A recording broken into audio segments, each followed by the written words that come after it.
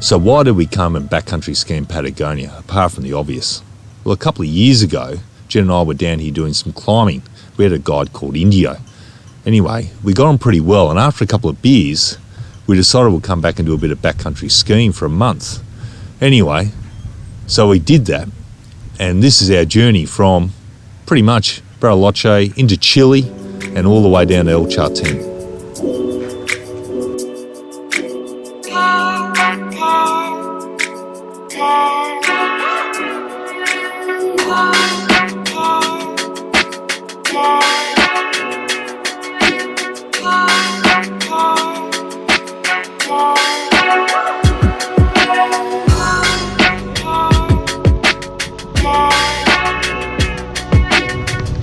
People always ask why we telemark. Why telemarking? What are the advantages of telemarking? And in all these years, I've never actually come up with a really good answer. It's just what I do.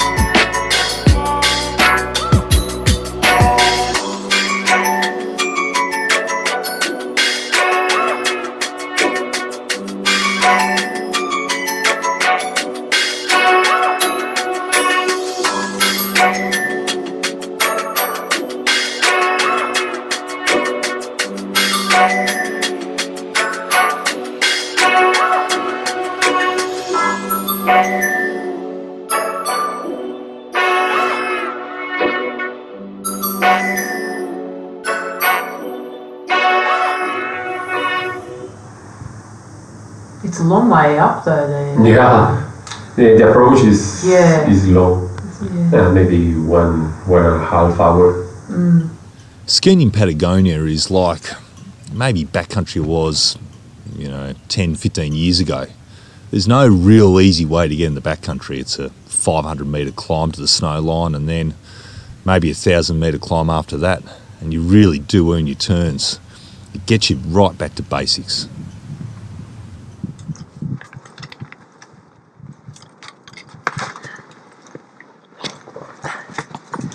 Oh yeah, this is skiing.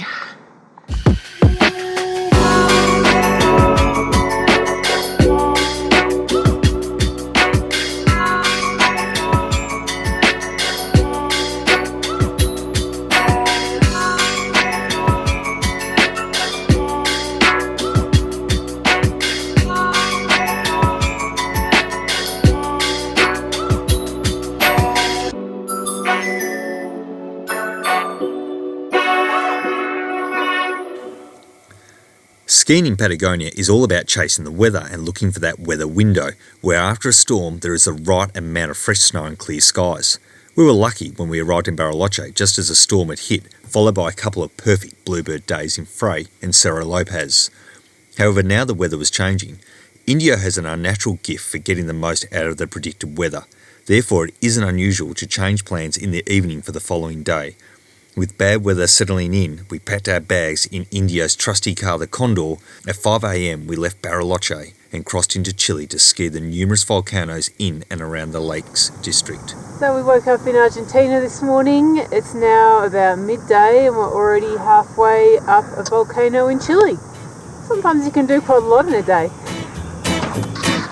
This is my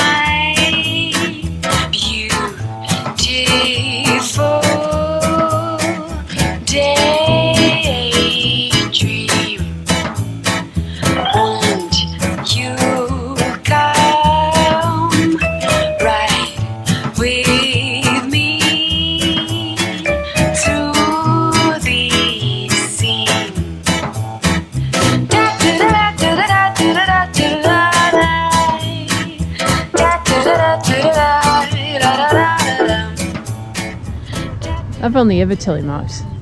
So in my late teens I started cross-country skiing and ski touring, and it was all about getting away from people and infrastructure, getting into the mountains and into nature. And then the actual telemarking for me just progressed from there as a way of going down steeper slopes and, just having fun, really.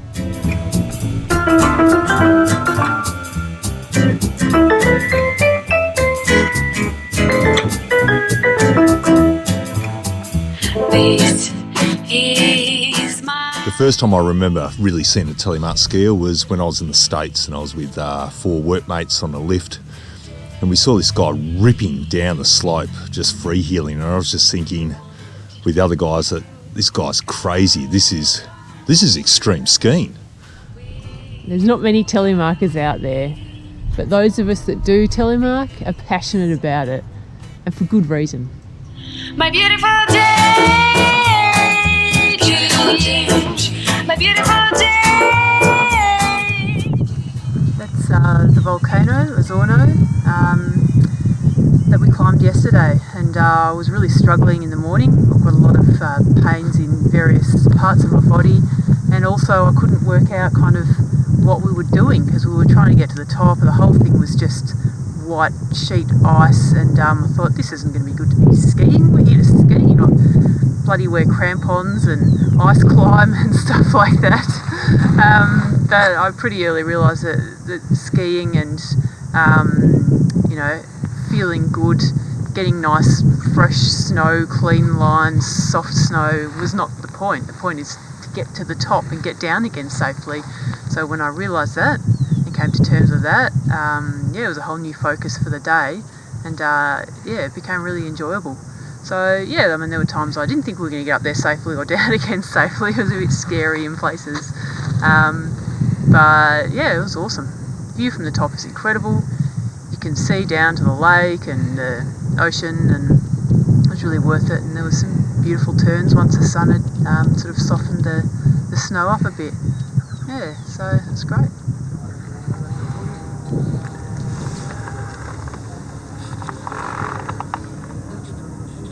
Oh my God, it's just in and in and in and in. I've done it. I'm cheating. My blisters hurt so much that I have, at great expense, purchased a ticket to chop 2 hours of hiking off the trip up this volcano. So Stu and Indio are walking like we all should be. And I'm opting for the easy option. Good training, man, eh? Yeah, good training for tomorrow. Entrenamiento por la mañana. Vamos. Getting the lift here was a bit of a false economy. Only the bottom lift worked anyway, so still had to walk up the last lift. So I still walked half the lift, and geez, the ticket was expensive. And then even still, it's only a very small portion of the whole day of hiking. Anyway, it begins. Well, Chile is all about the volcanoes, and they're very impressive to ski. Loving it, loving the volcanoes. The walk, Bella de Pena.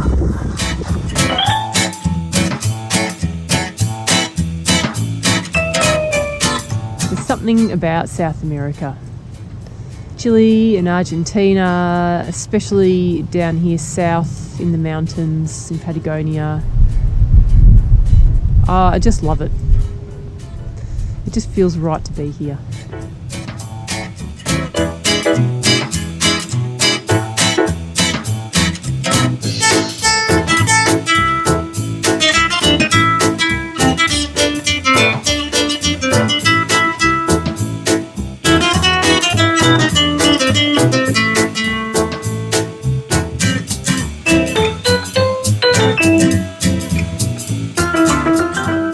There's always the typical cliches when it comes to telemark skiing: free the hill, free the mind, and most people would say fix the hill, fix the problem.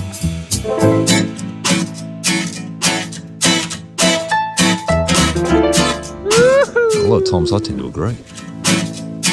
Behind me is Villarrica, and we've just climbed up and skied down there today, and it doesn't really matter how crazy you think you're doing things, there's always someone else doing crazier stuff. And today they actually had a race from the top. So you had all these Chileans just hiking up and just smashing down some huge turns on the way down. It was fascinating to watch, and I was actually just in awe, just going, I can't believe it, where I'm just trying to keep upright because my little telly legs aren't holding me up anymore. After several days skiing the volcanoes in Chile, it was time to head back to Bariloche to collect the rest of our gear and continue south on the Ruta 40 to El Chalten, but not before crossing the border once again into Chile to ski the remote area of Cerro Castillo.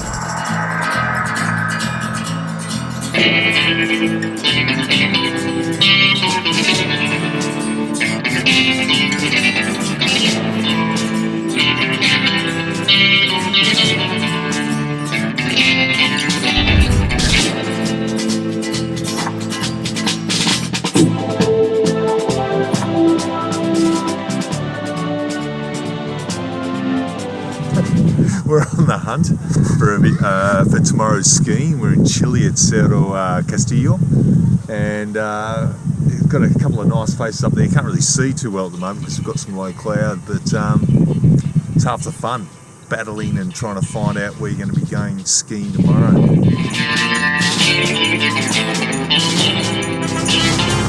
We were here yesterday and there was no snow. We were just checking the conditions in the peaks, and look what's happened overnight. Like, it's springtime, but it's dumped beautiful, fresh, light, puffy powder snow. So let's go further up and see how much it's actually left for us on the slopes.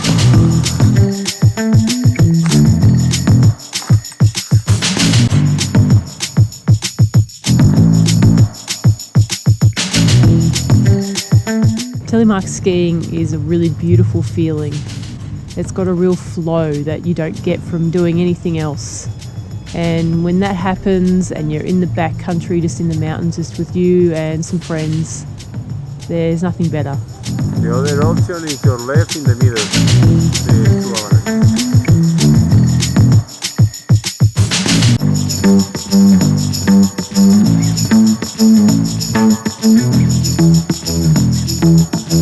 What happened, Jen? Just an avalanche. Yeah. I was kind of in it, so I thought, oh, if it was on my head, I thought, oh, I'll pull the things. And then instantly I felt like an idiot. Anyway, I felt like an idiot, but I'm still alive, so who gives a shit? Ahora sí. Gracias.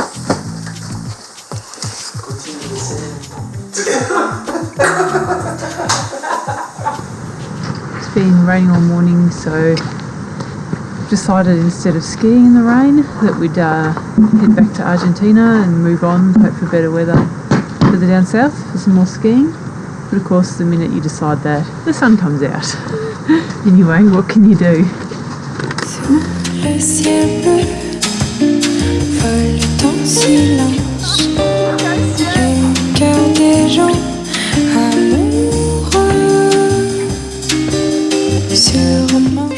It's the morning of the Cuevas Los Manos.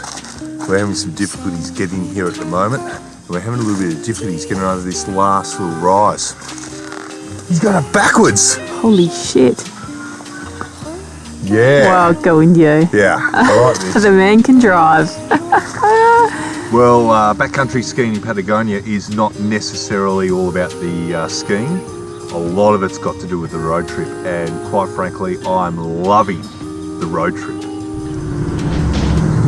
This is so much fun. We're driving south through Argentina on the Ruta 40, or the famous Route 40, which is the major highway, but it's shut. So there's been a bit of rain, which has shut the road down because it's dirt, and it's turned to mud. So now we've got either an 800-kilometre deviation via the coast and around, or potentially a road through the middle, but we don't know if it's open yet. So let's find out.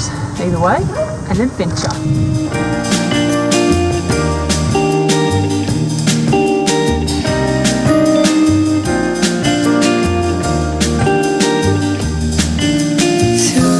Ciel bleu vole en silence, les cœurs des gens amoureux Look at this, what a beautiful morning. Full moon and the morning sun hitting the peaks. Let's go skiing.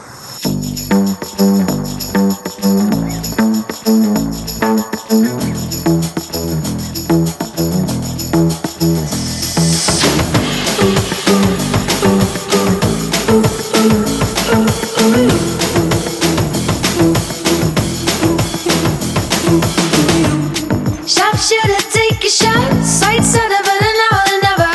Oh, so original. Backfire now, you're shocked. Quiet down if you wanna sound clever. Oh, so original. Yeah, yeah, yeah, now let's go. Do you hear me now? Do you hear me now? Do you hear me now? Do you hear me now? Do you hear me now? Do you hear me now? Do you hear me now? 1, 2, 3. Speak in tongues, talk it out. Can you hear me now? You're so loud, oh, you're something else. Do you hear me now?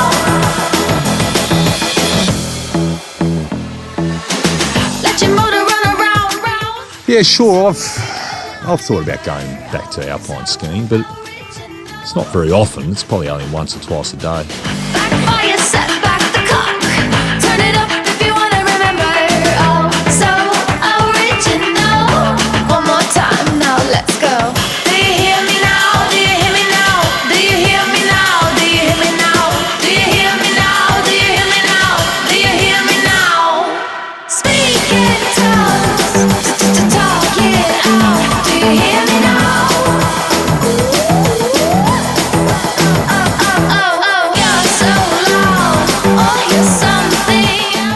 I've often thought about hanging up my telly boots, but I just keep coming back to it.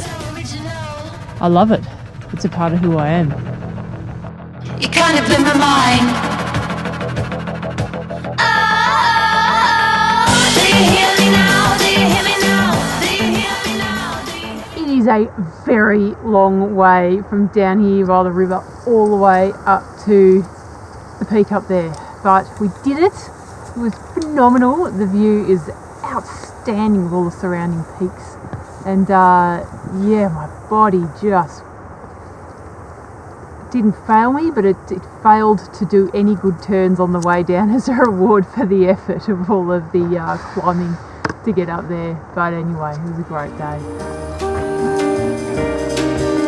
Sur mon chemin, comme je suis bien, sans les tracas quotidiens. Eventually you do get used to the pain and the burning sensation that comes from your thighs all day long when you telemark, and you kind of start to wear it like a badge of honour. I'm proud to be a telemarker. Well done, Stu. No energy to ski. I spent it all on the hike up. Oh, You did so well. Yeah, me too.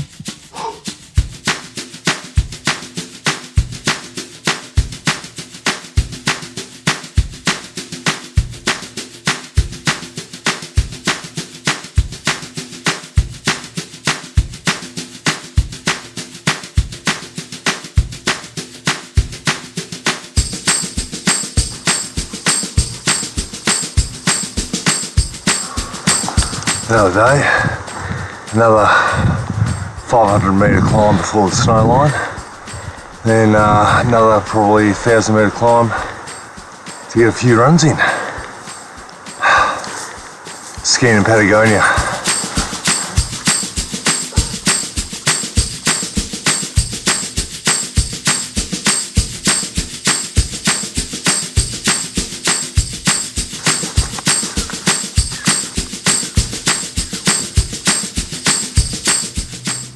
When skiing involves climbing up to 1,800 metres for the day just to lay some turns, whenever I meet someone in El Chalten who said they've skied for the day, all I want to do is give them a big hug and a beer.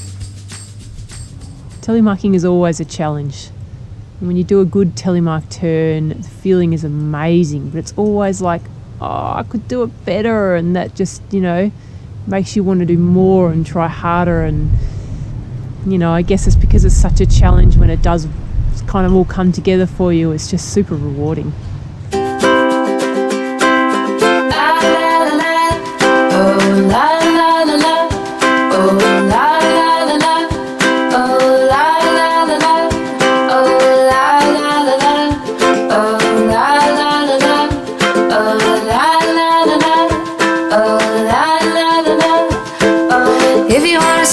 Say it loud, cause someone out there listening. If you're gonna think it, think out loud, cause they don't know what you're missing till you let them all in. Oh, oh, oh. Tell them what it's all about. Oh, oh, oh. And if you're gonna dream it big, cause someone out there listening. Everyone's got a voice to give, and it's time I heard you whistling, cause there's no point at all. Oh, oh, oh. And dreaming small. As much as I'd like to whinge and moan and saying how hard it is, there is nothing like the feeling that Teletoon gives you. That's why I tell you. Signs say you'll be coming up roses soon. It all comes back to you. It all comes back to you.